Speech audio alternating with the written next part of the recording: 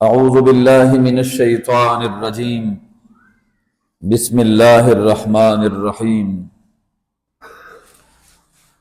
قال اللہ تبارک و تعالی فی القرآن المجید بسم اللہ الرحمن الرحیم ان اللہ وملائکتہ یصلون علی النبی یا ایہا الذین آمنوا صلوا علیہ وسلموا تسلیما اللہم صل علی سیدنا محمد وعلی آل سیدنا ومولانا محمد مبارک وسلم۔ جناب حضرت سیدنا امیر المؤمنین سیدنا فاروق اعظم فرماتے ہیں کہ جب بندہ اللہ کے حضور دعا کرتا ہے، دعا سے پہلے اور دعا کی آخر پہ اگر رسول کریم صلی اللہ تعالی علیہ وسلم پر درود شریف نہ پڑھا جائے تو وہ دعا زمین اور آسمان کے درمیان معلق رہتی ہے، لٹکی رہتی ہے۔ آپ فرماتے ہیں کہ دعا سے پہلے اور دعا کے بعد رسول کریم صلی اللہ تعالی علیہ وسلم پر درود پاک پڑھنے سے دعا جلدی قبول ہو جاتی ہے اور نبی کریم صلی اللہ تعالی علیہ وسلم کی توجہ حاصل ہو جاتی ہے۔ محبت کے ساتھ ایک دفعہ درود پاک پڑھی، اللہم صل علی سیدنا محمد وعلی آل سیدنا ومولانا محمد مبارک وسلم۔ احباب ذی وقار، اللہ کا شکر ہے کہ ہم مسلمان ہیں، مگر یہ اسلام آپ تک اور ہم تک جس طریقے سے پہنچا ہے، اگر آپ تاریخ کا مطالعہ کریں گے تو اسلام قبول کرنے والوں پر جو ظلم و ستم کے پہاڑ ڈالے گئے، اگر آپ تاریخ پڑھیں، ہم اور آپ لوگ تو صرف ہسٹریاں پڑھتے ہیں، کہانیاں پڑھتے ہیں، قصے پڑھتے ہیں، ڈرامے دیکھتے ہیں، سنتے ہیں۔ کاش اگر ہمیں کبھی اسلامی تعلیمات سے بھی آگاہی ہو جائے اور کبھی آپ صحابہ کرام کی ہسٹریاں پڑھیں، رسول کریم کے غلاموں کی ہسٹریاں پڑھیں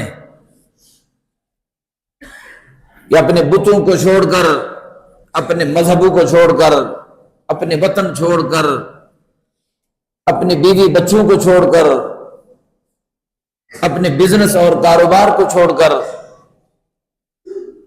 انہوں نے جس طریقے سے رسول کریم صلی اللہ تعالی علیہ وسلم کی ختم نبوت پر ایمان رکھتے ہوئے انہوں نے اپنے ادیان کو، اپنے دینوں کو ٹھوکر ماری اور رسول کریم صلی اللہ تعالی علیہ وسلم کے دین مبین کو خوشی سے قبول فرمایا۔ یہ وہ لوگ، السابقون الاولون کے جو لوگ ہیں، یہ وہ لوگ ہیں جنہوں نے نبی کریم صلی اللہ تعالی علیہ وسلم کے غلاموں کے اس صف اول میں ایک فرد کا نام حضرت عمار بن یاسر ہے۔ حضرت عمار بن یاسر رضی اللہ تعالی عنہ، کاش ہمیں کبھی فرصت ملے اور ان پاکان امت کی ہسٹریاں پڑھیں کہ ان پر کفار نے کس قسم کے ظلم ڈھائے، مگر انہوں نے موت کو تو گلے لگایا مگر رسول کریم کے دامن کو چھوڑا نہیں۔ اللہ نے ان کو استقامت دی اور آج 1500 سال صدیاں کے بعد بھی بلال مسجد کی جامع مسجد میں آج بھی ان پاکار امت کا تذکرہ زندہ ہے اور پائندہ ہے اور قیامت تک زندہ رہے گا۔ حضرات ذی وقار حضرت عمار بن یاسر رضی اللہ تعالیٰ عنہ، یہ وہ شخصیت ہیں کہ جن کے والد گرامی بھی شہید ہوئے، آپ کا بھائی بھی شہید ہوا، اور آپ کی جو والدہ محترمہ ہے اس پر تو خیر میں کلام کرنے سے زیادہ قاصر ہوں کہ وہ بڑی دردناک قسم کی باتیں ہیں کہ آپ اندازہ لگا لیں کہ نبی کریم صلی اللہ تعالی علیہ وسلم نے فرمایا، حدیث پاک ہے کہ لوگ جنت کی طلب رکھتے ہیں کہ مجھے جنت مل جائے، نماز کے ذریعے، تلاوت کے ذریعے، حج کے ذریعے، ریاضت کے ذریعے، تسبیحات کے ذریعے، بندگی کے ذریعے، اللہ اللہ کرنے کے ذریعے، حج و عمرہ کے ذریعے، تسبیحات تحلیلات کے ذریعے مجھے جنت مل جائے۔ مگر جنت بھی خواہش رکھتی ہے کہ کاش مجھے بھی یہ چار بندے مل جائے۔ جنت طلب کرتا ہے، جنت خواہش رکھتا ہے، ان چار شخصوں کے لیے جنت دعا کرتا ہے کہ کب وہ وقت آئے کہ جنت بھی ان اشخاص کا استقبال کرتی ہے۔ اس میں سے سب سے پہلے حضرت علی المرتضی رضی اللہ تعالیٰ عنہ ہے، دوسرا حضرت مقداد رضی اللہ تعالیٰ عنہ ہے، تیسرا حضرت سلمان فارسی رضی اللہ تعالیٰ عنہ ہے، اور چوتھے حضرت عمار بن یاسر رضی اللہ تعالیٰ عنہ ہے۔ آقا کریم فرماتے ہیں کہ جنت دعائیں کرتی ہے کہ اللہ کب وہ وقت آئے کہ یہ لوگ آئے اور میں ان کا استقبال کروں۔ یہ کس سبب سے ہے؟ رسول کریم کی غلامی کے سبب سے ہے، رسول کریم صلی اللہ تعالی علیہ وسلم کی غلامی کے سبب سے ہے۔ حضرت خالد بن ولید رضی اللہ تعالیٰ عنہ اور حضرت عمار بن یاسر کے درمیان کسی مسئلے پر تھوڑی تلخ لہجے میں بات ہوئی،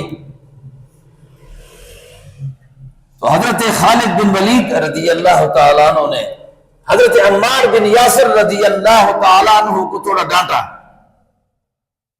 اور جو ان کو ڈانٹا وہ روتے روتے نبی کریم صلی اللہ تعالی علیہ وسلم کے حضور تشریف لے گئے اور اپنے درد کی کہانی ان کو سنائی کہ مجھے حضرت خالد بن ولید نے ڈانٹا ہے۔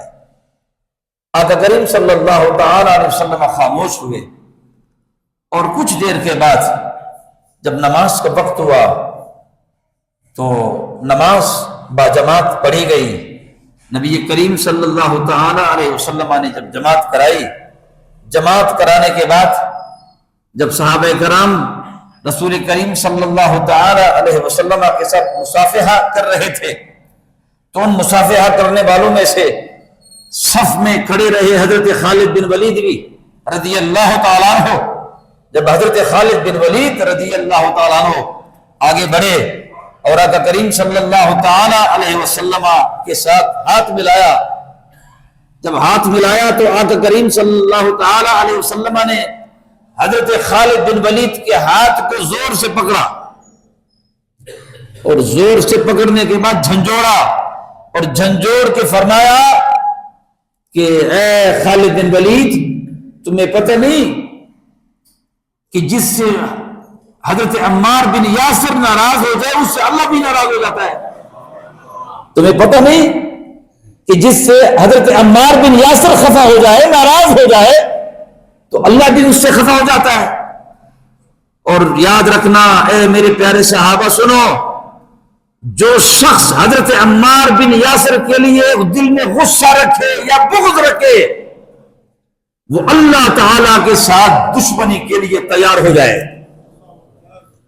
حضرت خالد بن ولید فرماتے ہیں کہ ہم مسجد سے جو نکلے نا جی، تو میں حضرت عمار بن یاسر کے قدموں پہ گر پڑا، اور میں نے کہا یہ کیا ہے وہ لوگ تھے یار، جو فوراً اپنی کوتاہی اپنی غلطی، یہ کیا وجوہات ہے میرے محترم؟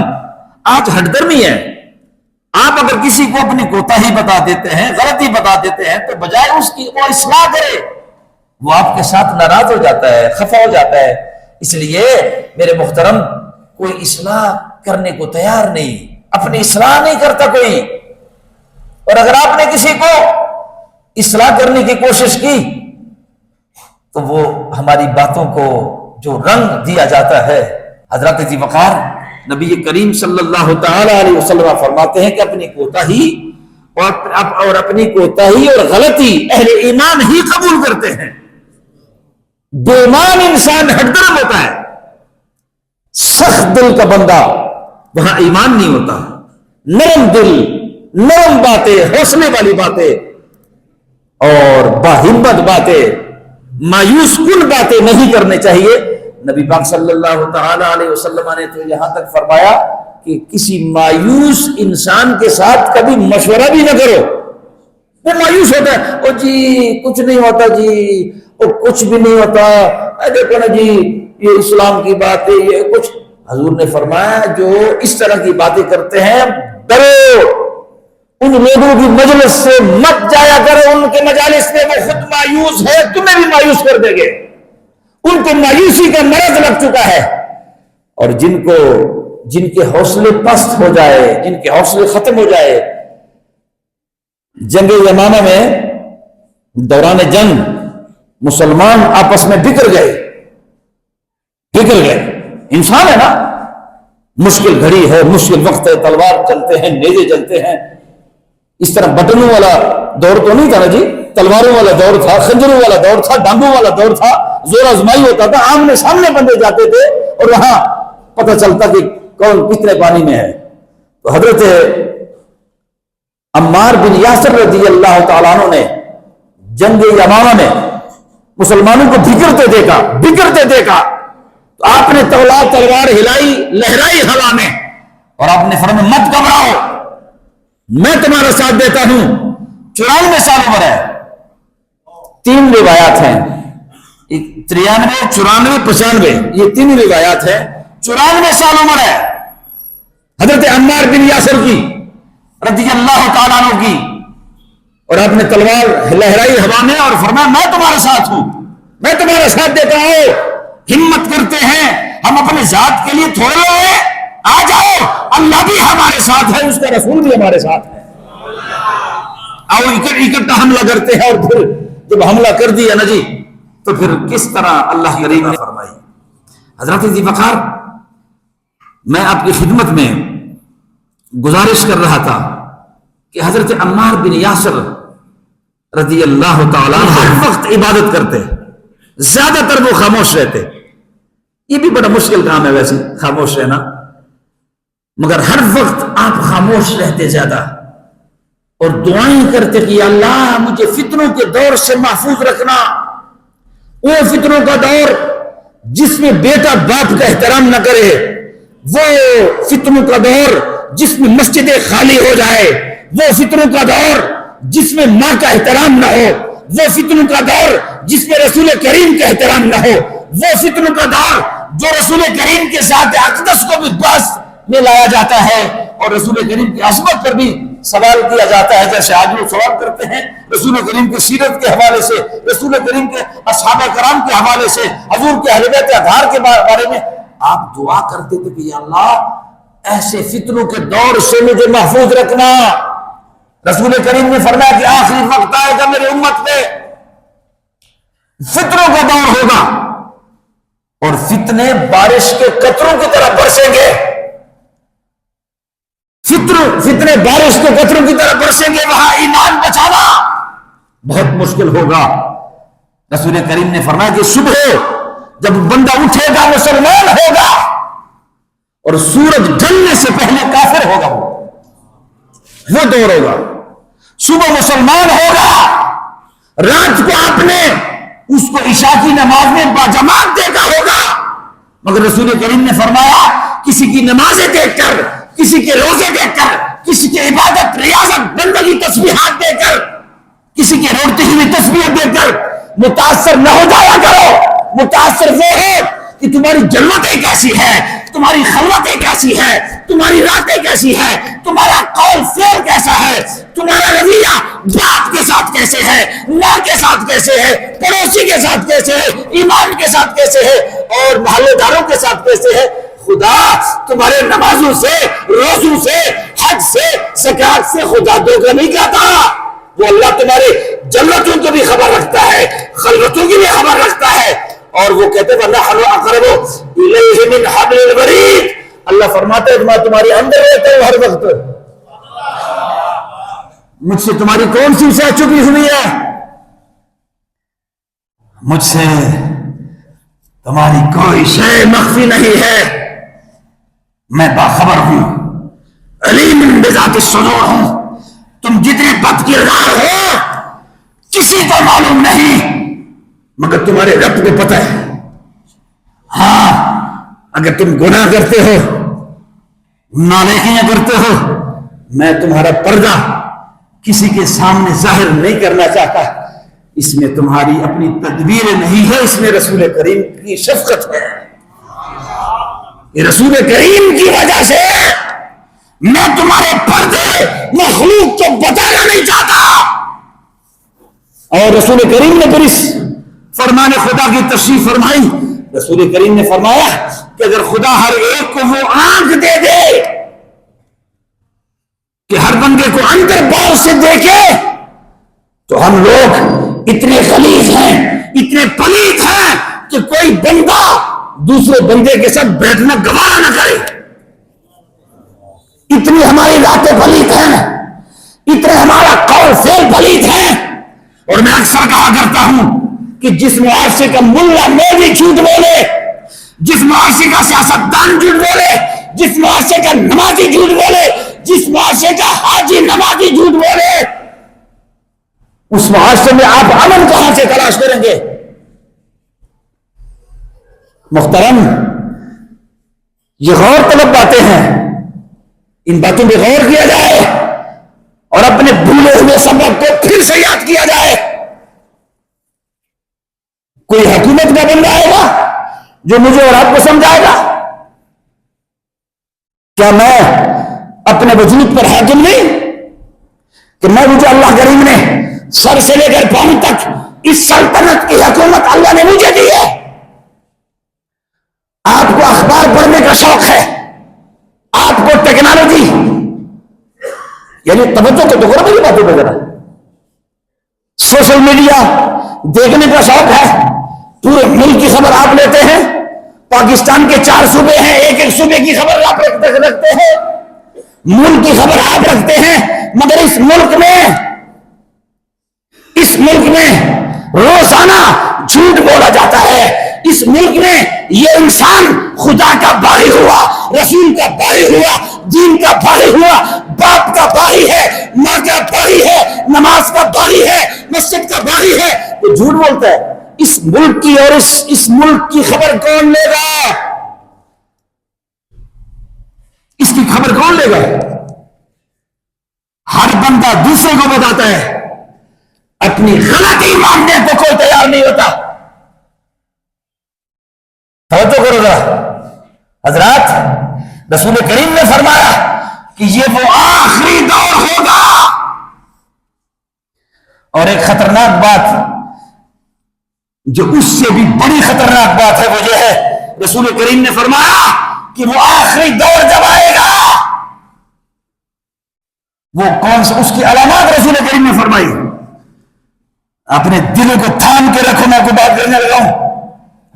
رسول کریم نے فرمایا کہ جب آخری وقت آئے گا میرے امت میں، وہ اس کی علامات یہ ہے کہ مسجد زینت اختیار کر جائے گی، مختلف ٹولے، مختلف لائٹنگ، مختلف خوبصورتیاں۔ رسول کریم نے فرمایا مسجد خوبصورت ہو جائے گی۔ پھر دوسری بات حضور نے فرمایا کہ نمازیوں سے بھر جائے گی،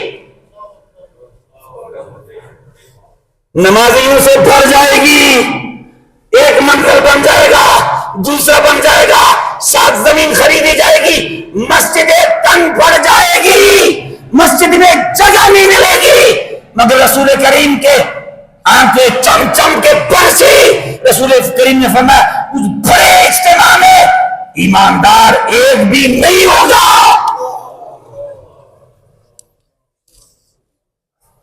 نماز میں آئیں گے، سیدھا راستہ دکھا دیں، مسجد کے باہر جھوٹ بولیں گے، مسجد کے باہر دھوکہ کریں گے، مسجد کے باہر ملاوٹ کریں گے، رشتوں کا تقدس نہیں رکھیں گے، ہوں گے مسلمان۔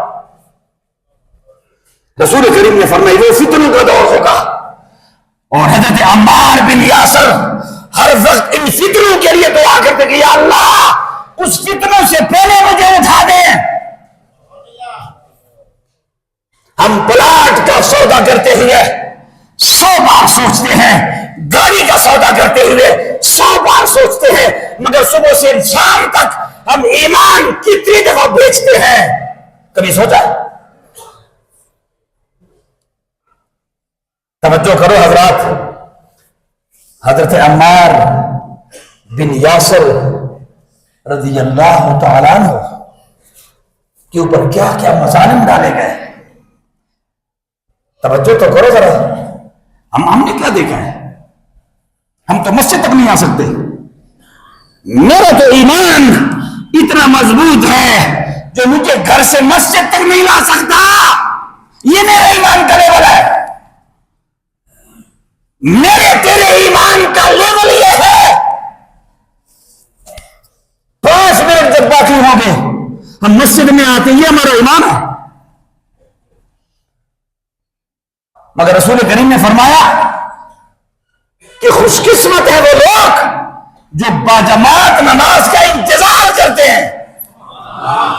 رسول کریم نے مبارکی دی ہے ان کو۔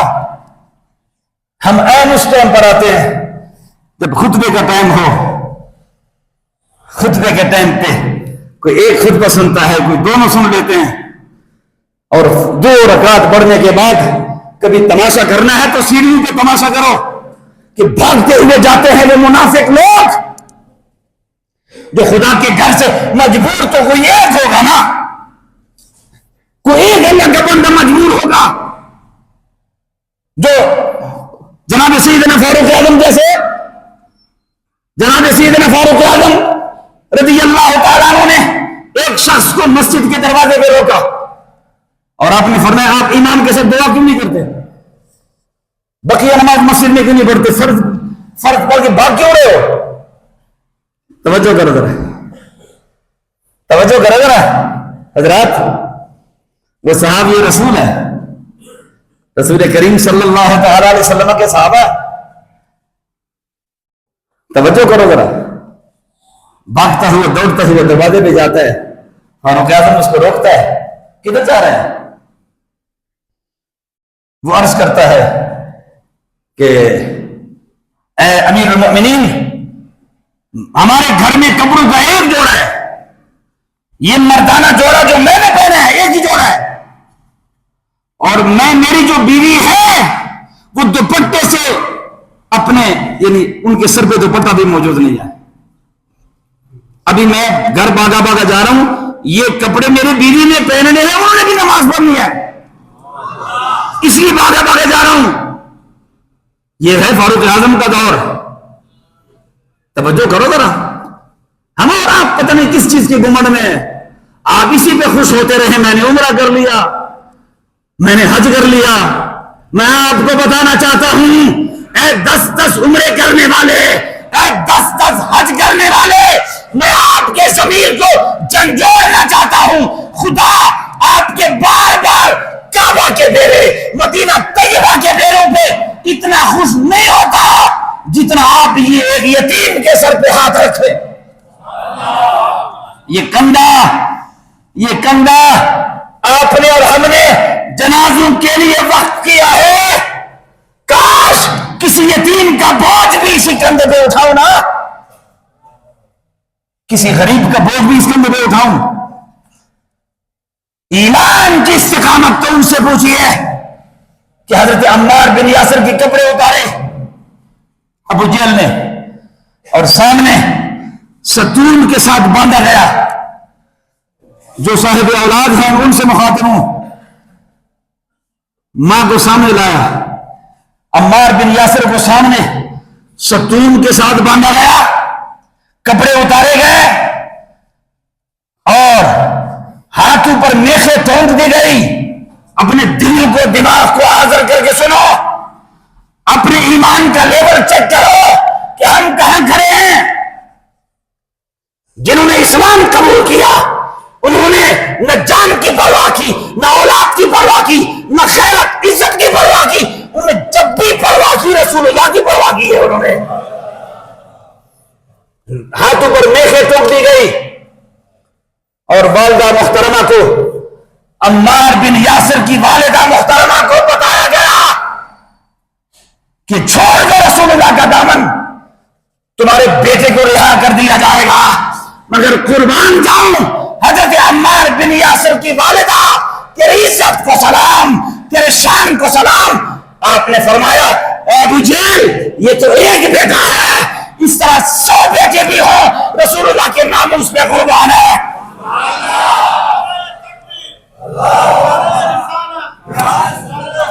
100 بیٹے بھی ہوں رسول کریم کے ناموس پہ قربان ہے. اور پھر 2 اونٹ منگوائے گئے, ایک اونٹ سے حضرت سمیہ کی ایک ٹانگ باندھی گئی اور دوسرے اونٹ کے ساتھ دوسری ٹانگ باندھی گئی اور مخالف سمت اونٹوں کو روانہ کیا. اور روانہ ہونے سے پہلے بتایا گیا کہ ابھی بھی وقت ہے, اگر رسول اللہ کا دامن چھوڑ دو چھوٹ جاؤ گے. انہوں نے کہا یہ تو ایک جان ہے, 100 جانیں بھی ہو تو رسول اللہ کے ناموس پہ قربان ہے. اور آپ کا وجود لخت و لخت ہوا, چھر گیا. اور شہید اسلام کی سب سے پہلی شہیدہ حضرت سمیہ ہے. آج کے اس خوبصورت اجتماع میں ہم لوگ ان کی درجات کی بلندی کی دعا کرتے ہیں. اللہ کریم حضرت عمار بن یاسر کے وسیلے سے اور حضرت عمار بن یاسر کی والدہ کے وسیلے سے خدا ہم سب کے صغیرہ کبیرہ گناہوں کو معاف فرمائے. السلام علیکم ورحمۃ اللہ وبرکاتہ.